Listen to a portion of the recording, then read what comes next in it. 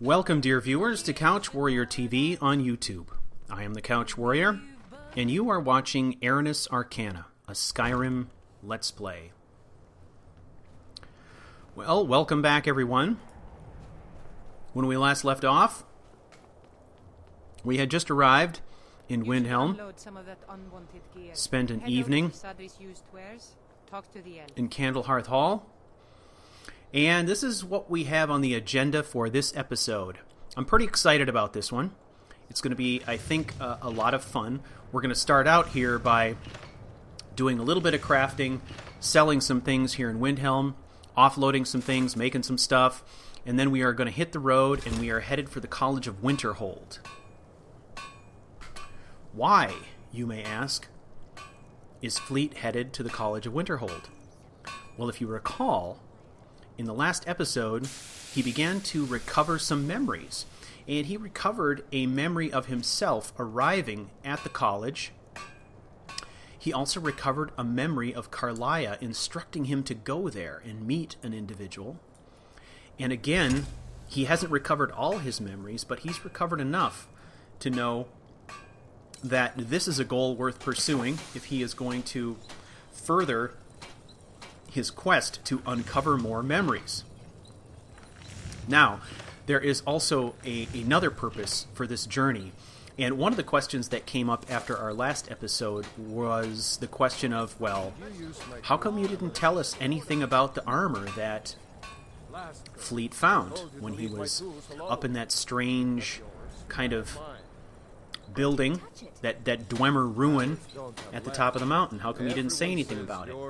Well, it's interesting to note that if you remember, when Fleet first created his set of assassin's armor, I'm talking specifically about the black mage armor that he crafted following his induction into the Dark Brotherhood, he did it in a ritualistic fashion. And the same holds true for this armor. While he didn't craft it, while it was bestowed upon him, presumably by Sithis, he believes this adamantly.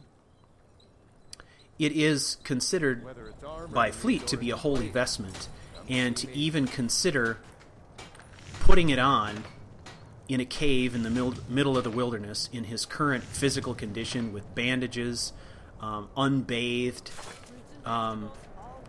hair growing out, beard long, he would consider that to be just disrespectful. So there's a couple things that are going to happen here. One is that he needs to clean himself up. He needs to present himself as a person that he believes Sithis would be proud to have representing him. And he is in his lowest possible state at this point, injured and basically dressed in rags, probably smelling from weeks on the trail, with nothing but bathing in ponds and creeks. So, first order of business is to clean himself up. The second order of business is to really do it in a way that's appropriate or befitting of the stature of this gift he's been given. So to him, that would mean having a private moment, a chance to sort of meditate on what's going on, and officially kind of make that transition into becoming the Cimmerian, if you will. And if you remember, he is taking on Cimmerian as a title. He alluded to that in his last journal entry, where he calls himself Cimmerian as if it were a title. And really what this is, in Fleet's mind, is his new title. He is not the listener. He doesn't know that. He is not a speaker. What is he exactly? He views himself as being almost a religious person in service of Sithis, and he is, in essence, sort of crafting a new role. So I began to think about this idea of what would the equivalent of some sort of a dark priest be? What would that be called? And so after doing some research, I found this word, Cimmerian. It has a beautiful sort of dark ring to it, and the actual meaning of the word is for a person who dwells in the dark or the gloom. And I thought, how appropriate. It's exactly the sort of word that sounds like it would be a title. So essentially, what he considers at this point is that Cimmerian is sort of the equivalent of a dark priest, or a priest of Sithis is the Cimmerian. And he's going to take this role, this position, very seriously. For him, it's not just a uniform. It's the vestments that a priest or, a person of the cloth would wear, if you will. So what are we doing now? Well, I've been crafting a few things, doing a little bit of research here to see what materials I need to sort of take care of a few things. I needed to kind of replenish my store of steel daggers. We've just done that. I'm experimenting a little bit and creating some of the throwable bombs that are available through the throwing weapons or death from afar mod. One of those is a grenade that has some sort of illusion type effect. I'm really curious about it. I don't know if it's going to be anything useful or not, but I had the ingredients, so I went ahead and made a bunch of those, and we'll check them out, I'm sure, in future episodes. I'll need to figure out how they work, so we'll have to experiment a little bit, but that should be pretty fun.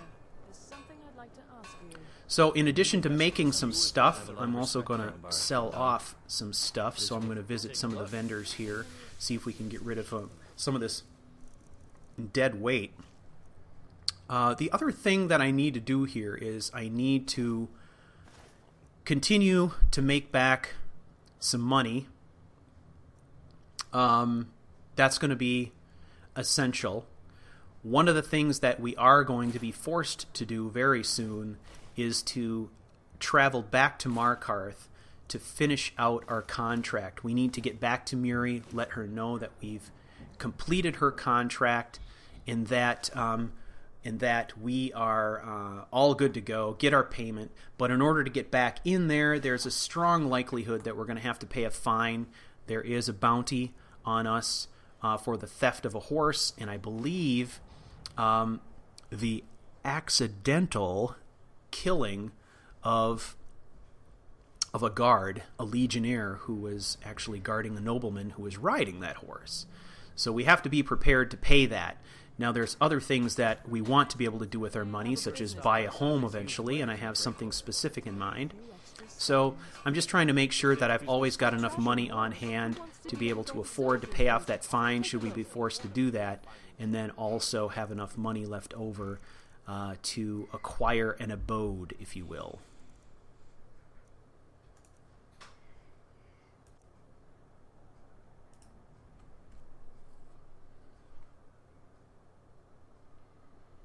All right, we've got a lot of junk here we can get rid of. All of these robes and crap that we've just been accumulating. This will make us some good coin, lighten the load. I don't know why it's so satisfying to get rid of junk, though. All right. So, we talked a little bit about his reasoning for not putting on the armor in his current state, and kind of what his thoughts are and what his requirements are for putting on the armor, and kind of what his philosophy is behind what it means to be Cimmerian. It's a role that he's going to take very seriously, and he is going to consider it, in the same way that a priest or someone might consider their role. So in addition to that, the other added bonus of going back to Windhelm is that he knows he's been there before, and he knows that at one time, based on his memories and his dreams, that he was at the College of Winterhold with his former gear on. So at this point, he's taking an educated guess that his remaining gear, or the gear he left behind, is there, and there are elements of that gear that are going to be extremely important to him. So the idea is to go back there, find out if his gear is there, recover as much of that as he possibly can, because there are items there that he's going to want to use in conjunction with his new armor. So essential stuff like our bandolier for carry capacity, and there's all of his shrouded armor is there, items like that.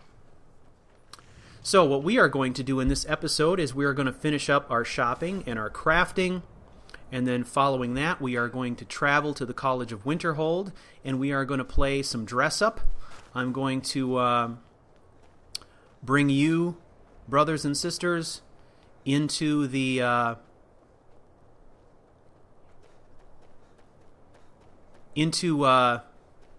Fleet's kind of look. So I've got a mod here that I'm going to use that is kind of a do-it-yourself character modification mod that will allow us to kind of open up that screen that you normally get during character creation and basically get a good look at Fleet, make some updates and some changes, and then get him in his new garb and get him on his way. So that's the plan. Now, the other added bonus of going up that way is, if you remember, Carlia instructed us to meet someone specific there. I believe his name was Enthyr, and he was a friend of Carlia and a former friend of Gallus, someone that she trusts. And presumably he is going to be able to tell us how to translate this journal that we have recovered and that Carlia has left us with.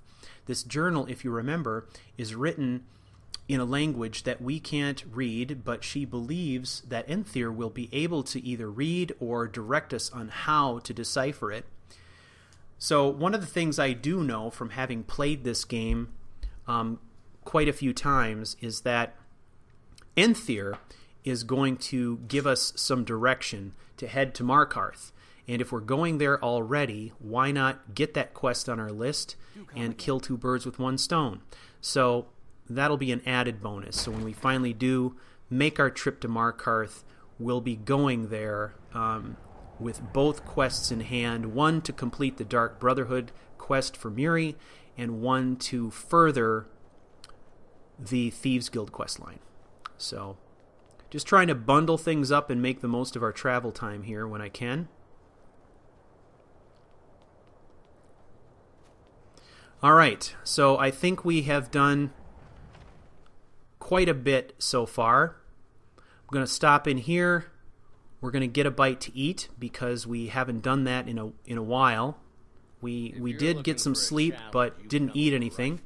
So we're going to get a bit to eat here. Then we're going to go out, complete our crafting, and then we are going to move on while there's still some daylight. So the goal is to try to get to the College of Winterhold before it's completely dark out, and we're kind of pushing it already as it is, so I want to get that going.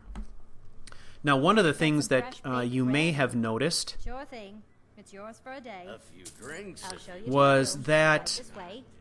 What could be in some of the initial crafting I was doing in the blacksmith area, If you're looking for a challenge, you've come to the right place. I had created an eye patch. I think that as part of cleaning himself up, it is now going to be time for Fleet to ditch the bandages and kind of clean himself up as much as he possibly can. His wounds should be sufficiently healed by now, and we should be able to go to something like a standard eye patch. So I've acquired a mod called, I believe it's called a Bandit's Eye Patch. It just lets you manufacture an eye patch. You can see here, there it is, Bandit's left eye patch. There's a right eye, and there's two flavors of each one. I'm not entirely sure what the difference is between the two yet. I think one may qualify as armor on some level, whereas the other one is just cloth. So I'm assuming one is leather and one is considered cloth. The one indicated with a C, I believe, is probably the cloth one. I created one of each. Remember, it's his right eye that was damaged. So I created two versions of the right eye patch. I'm just going to, once we have an opportunity to try them out, I'm just going to select the one that's most appropriate.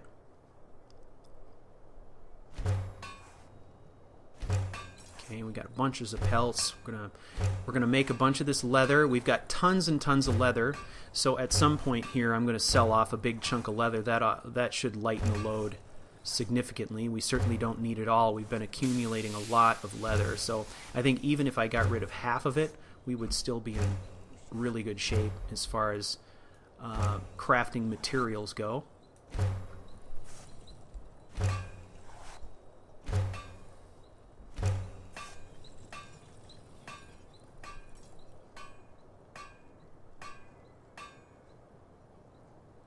Working in Windhelm is great.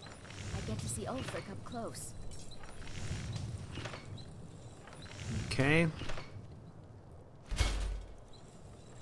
Let's go back and take another look here.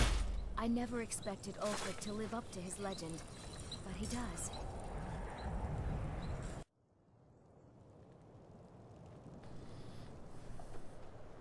Okay, brothers and sisters of darkness, we are on the trail. We are headed out.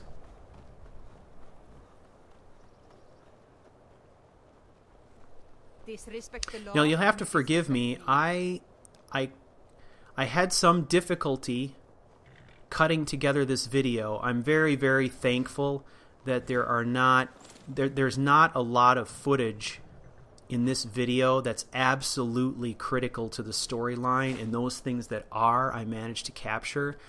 I had some trouble with a couple of my mods. Things got really flaky, and it all seemed to start with the Convenient Horses mod. And I'm not saying that Convenient Horses was responsible. It could potentially be a load order issue or something like that. I was having problems where periodically the horse would just stop running and Fleet would dismount for no reason. And prior to that, I even had an issue where I was suddenly no longer able to access the horse's inventory or anything. So what I ended up doing was making sure I uninstalled any mods that I wasn't currently using, took out the stuff that simply wasn't essential, and then I disabled the Convenient Horses mod. And so right now, Fleet is riding a normal vanilla Skyrim horse, so you won't see me doing any inventory or fancy dismounts or any charge blocks or anything like that. But my plan is that once I'm able to confirm that I've got some stability here, I'm going to reinstitute that mod, and it should come in at the bottom of the load order, and I'm hoping that will help a little bit. I'm not really sure which mod was responsible, but what I do know is that after uninstalling several things, I was able to recover some stability in my gameplay. But while I was having the issue, I had to splice together a couple bits of footage here. I kept getting ejected from the horse, and then once that happened, I was unable to move, and then had to re-record sections of footage and try to put them together, so it became somewhat of a problem. Okay, there he is, right there. We're going to figure out who this dude is.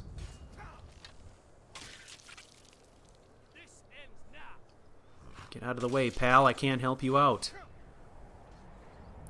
Yeah, I think I'm going to have to dismount to get a shot here. Besides, I do want to talk to him. I want to figure out who this guy is. If you remember, this is the third or fourth time we've encountered another character in Skyrim who can actually use the Fus Roda shout.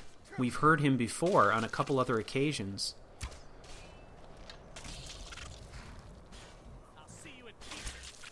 He looks like a regular guy. He's not wearing any armor as far as I can tell. Seems to be doing a good job on this ice wraith, however. There he goes again. Let's talk to this guy, see who he is. Thorsten, the Soul Gem Merchant. Now I'm clicking on him, but he's not doing anything. He's not responding. I think he is part of a mod that I installed very early on when I first transitioned to the PC, but then I disabled, and it was a mod that enhanced the way soul gems worked, it actually allowed you to capture souls, and the souls would be put inside the appropriate gem sizes automatically, so that you didn't waste grand gems with common souls. And then if you didn't have a gem available of the correct size, it just simply wouldn't store the soul. But I loaded it and disabled it, so I'm not sure why he would still be in my gameplay. So we're skipping forward at this point. Welcome, ladies and gentlemen. We are at the College of Winterhold. I apologize for having to skip forward, but with all the glitches, it was necessary. I have since got my game stable, and we are good to go. So, let's clean up Fleet. Let's take a look at our hero. Let's figure out what we need to do to get him back to the proud Fleet we've come to know and love. So, here's our look right now. His hair is grown out. His beard is long. He's got the bandage on his face. Lots of dirt. His war paint is gone, and he's back in the hides and furs of his early character days. So the first thing that we're going to do is remove the bandage, and I got to do that with a console command. So in order to do that, we do player.remove item, and then the code for the head bandage is 0004700, and then 1 for inventory. And there we go.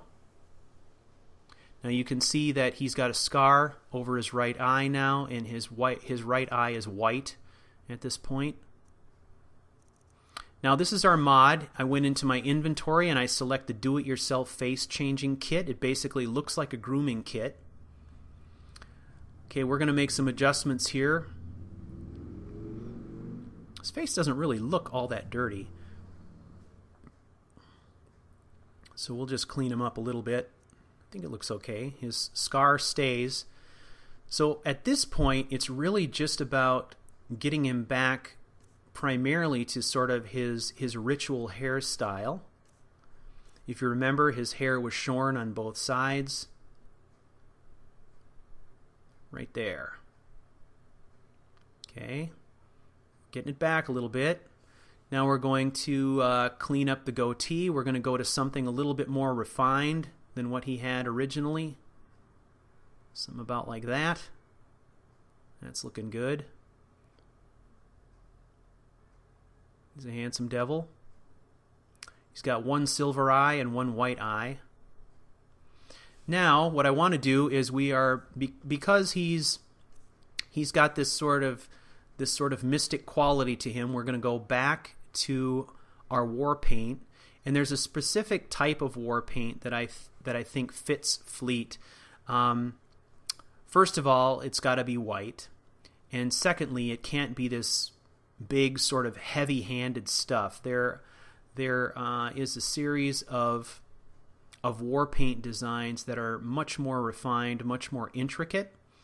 And given the fact that he has lost 1 eye, I am going to select a war paint pattern that focuses on his 1 remaining eye. So the standout on the right eye will obviously be something covering it. The standout on the left eye will be his war paint, which I love that idea, because it's kind of like, that's his aiming eye now. And one of the comments that I had in an earlier episode was somebody mentioning how his depth perception was going to be screwed up and all this kind of stuff. Well, quite honestly, I don't know of very many archers who shoot with both eyes open where depth perception is a huge issue. I think as an archer, he's going to be relatively unaffected. Even though he's going to be switching from a right eye to a left eye for sighting, he can compensate for that by making simple adjustments in the way that he shoots. Where conceivably it could be more of a problem might be in, stealth attacks or things where he's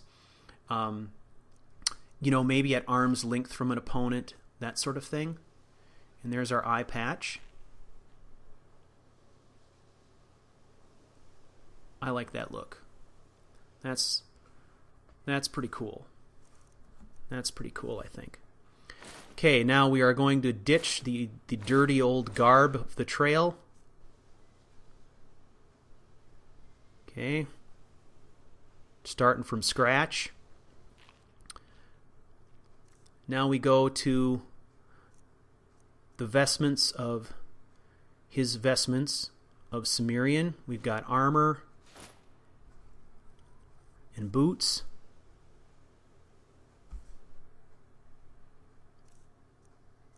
Now the interesting thing here will be to see how the eye patch plays with the hood and possibly the mask.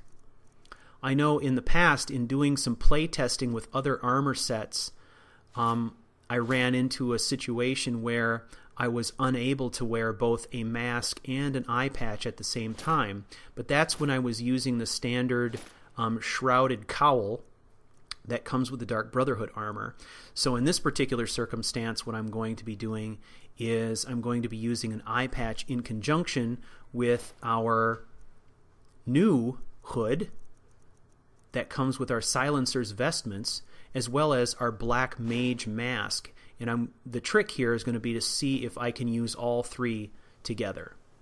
I was not able to do this previously with a different set of armor or a different cowl. So let's see if it works. So I really love the look of the hood that comes with the Silencer's vestments as well. So here's our Black Mage mask. That looks pretty awesome. Oh my gosh. He looks scarier and scarier all the time. So, where is that hood? There it is. Silencer's hood. Oh yeah. Look at the eye patch is still on. Oh, that's crazy. I'm really digging that. A lot. So now we can go back to our bandoliers. We can suit up with our real gear. Hello. That is a great assassin look right there. And that's a dude who looks like he's in charge. So, and we are going to keep all of our Black Mage armor. We're keeping that.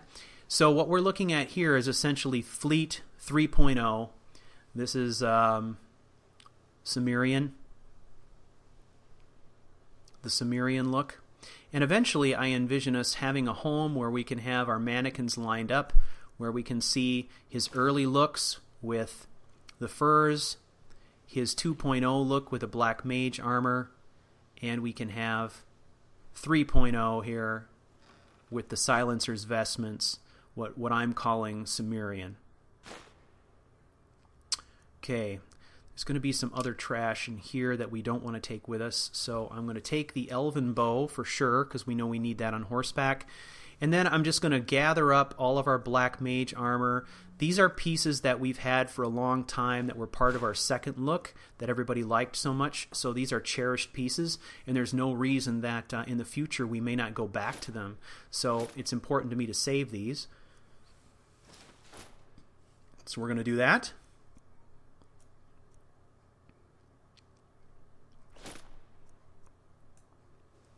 So I want to thank all of you who have been sticking it out with me through this entire Let's Play.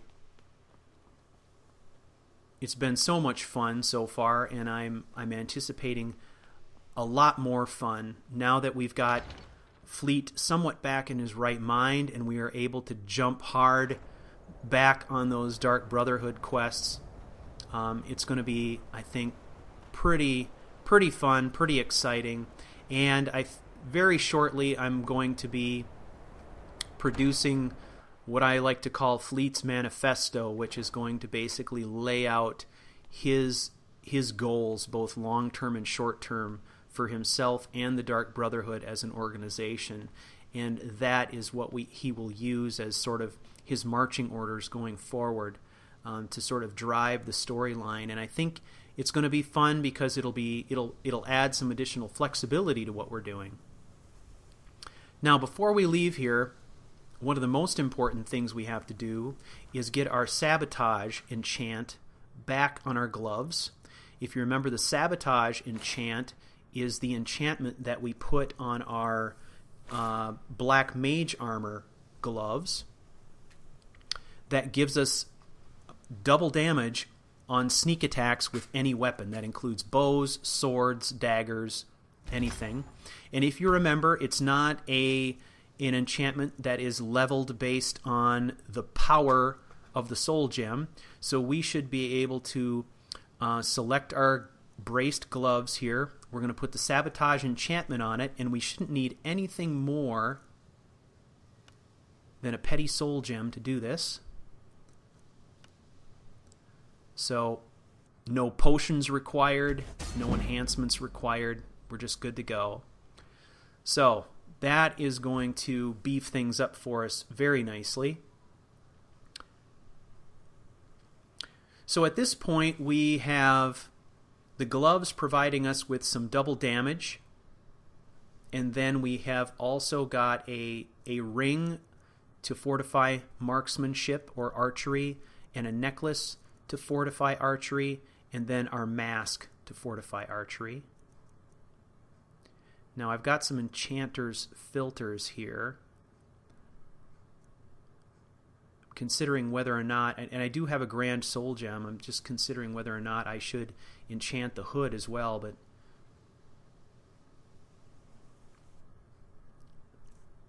I need to consider whether or not that's worth doing now. See, there's the Shrouded Cowl. Now look at the Shrouded Cowl compared to the armor. The Shrouded Cowl has always looked like really dark black to me, but compared with this new armor, it looks almost gray. And I like sort of the looser fit, the looser fit of this hood, along with the sort of shawl or embellishments that kind of hang down the back. I think it looks a bit more interesting. So let's level up. We're going to do some Magicka. Illusion.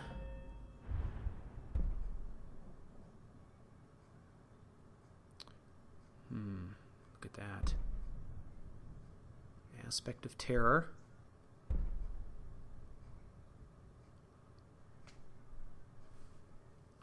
This could be a good one. I love the fear spells, and particularly the rage stuff, where you can set opponents upon one another. Those are fantastic. So I've been investing most of my perks recently in Illusion. I've been trying to catch up on Illusion a little bit. So we've acquired a whole bunch of stuff, and we're almost halfway to level 31 already. And at this pace, I think it won't be long before we have another perk to select. This is Colette. I'm not interested in her. We are interested in Illusion training. I think I have enough septum saved up here that we could get back a couple additional levels in Illusion without breaking the bank. I think this is him. Let's check it out. You know, yeah, he's the they say man. knowledge is its own Drevis, Nolorian. So let's train here. I'm guessing these are going to be kind of expensive training levels with this guy. Any spells we need? Well, there's some of these I don't have, but none of these are ones that I want actually at the moment. So let's just look at some training. I shall explain to you the mysteries of That the would be outer great if you realms. could do that. So we'll train a couple levels here.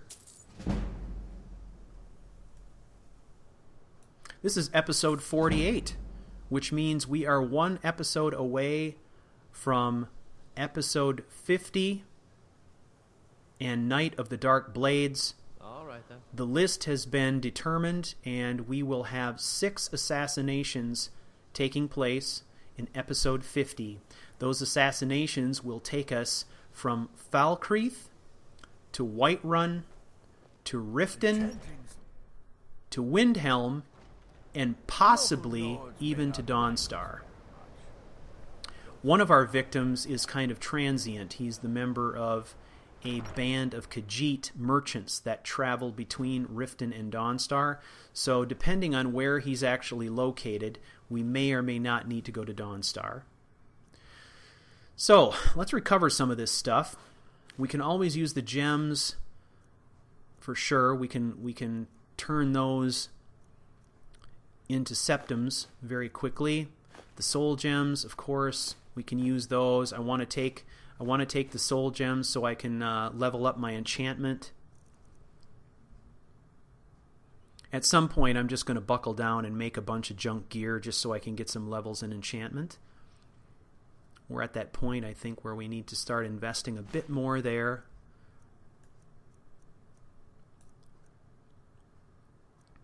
And then I'm going to pick out some of these items here that I know are going to be helpful to us. Anything having to do with invisibility, some of the resist stuff, anything that is going to fortify our enchantment, all that kind of stuff. Marksman and true shot stuff is always good, but a lot of this stuff I'm just going to ditch. I'm going to leave behind.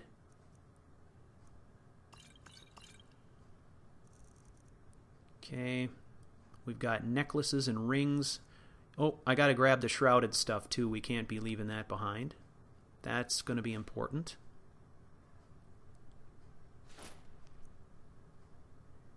It's the official gear given to us by the Dark Brotherhood, so even though we're not wearing it, it has some significance to us. Sentimental value, if nothing else. So we're going to grab that too. And then once we've geared up, we are ready to go. So, Episode 49, Chapter 6, Part 5 is coming up next. You can look forward to a visit to the tavern here in Winterhold, where we will pick up the next step in the Thieves Guild quest line, and then we will be headed for Markarth, and we will be traveling to Markarth by way of Whiterun, stopping off on Whiterun to take care of a few things, and then continuing our ride on to Markarth, where we will finish out our contract killing for Muri, and take the next step in the Thieves Guild quest line.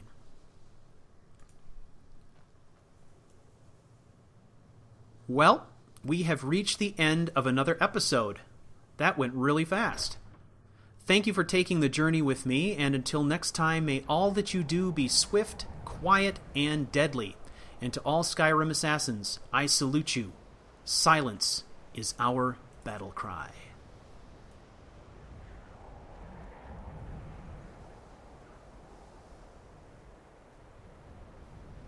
Much knowledge lies within the college's walls.